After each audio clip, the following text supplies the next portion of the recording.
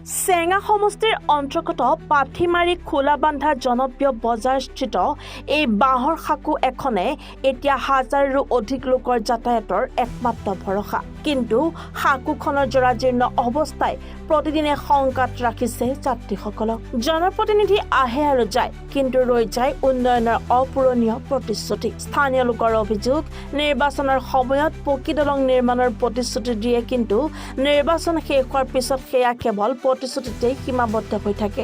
দৈনিক ছাত্ৰ ছাত্ৰীৰ লগতে সাধাৰণ ৰাইজে সন্মুখীন হ'বলগীয়া হৈছে সমস্যাৰ। বৰ্তমান বাঁহৰ সাঁকো ব্যৱহাৰ কৰি বিদ্যালয় মহাবিদ্যালয়লৈ অহা যোৱা কৰে ছাত্ৰ ছাত্ৰীয়ে।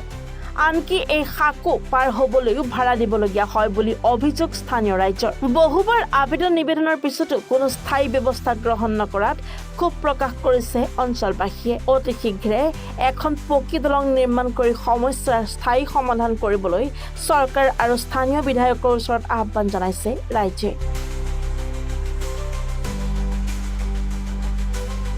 আহ্বান মানে আমাৰ এইখন দলং অতি সোনকালকে হ'ব লাগে।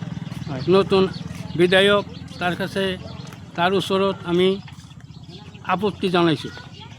স্কুলৰ ল'ৰা ছোৱালী বহুত মোটামুটি 2-3 হাজাৰ কৰি ল'ৰাই আমাৰ এই উত্তৰ ফালৰ পৰা এই বিদেশী দি অহা যোৱা কৰে। তাৰ ডাক হোৱা দলং পইচাও খোজে, পইচা লাগে। আমি হয়তো এই অঞ্চলৰ কিছুমান গৰীব মানুহ, কিমান কৰি লয় পইচা? ল'ৰা ছোৱালীক দিবও নোৱাৰোঁ, 5 টকা কৰি লয়। আৰু এনেহান আমি লোকেল মানুহ আমাক আপ ডাউন 10 টকা লয়। এই দলংকেদি আপ ডাউন এটা বাইকত কিমান লয়? এটা বাইকত 20 টকাকৈ লয় আপ ডাউন। বাইক মানুহ 20 টকা 30 টকা এনেকৈ লয়। হয়। চৰকাৰক আৰু এই বিধায়ক আব্দুৰ ৰহিম আহমেদক কি আহ্বান জনাব? আব্দুল হামিদক নাকি তাৰ নাম কি?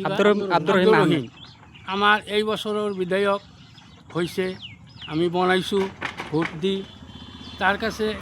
তাৰ ওচৰত আমি এই দলংখনৰ কাৰণে কৰজোৰে অনুৰোধ কৰিছোঁ, আমাৰ দলংখন অতি সোনকালকৈ হ'ব লাগে। নহ'লে আমাৰ এই বৃহৎ ৰাইজৰ খুব ক্ষতি হৈ আছে। হয়তো ল'ৰা ছোৱালী কোনো সময় চেপা খায়, হয়তো বাইক গাড়ীত বা কিবা চাইকেল লৈ যাওঁতে কিছুমান সময়ত দুৰ্ঘটনা ঘটে। এই ঠাইখনৰ নাম কি? এই ঠাইখনৰ নাম হ'ল চৰ খোলাবান্ধা।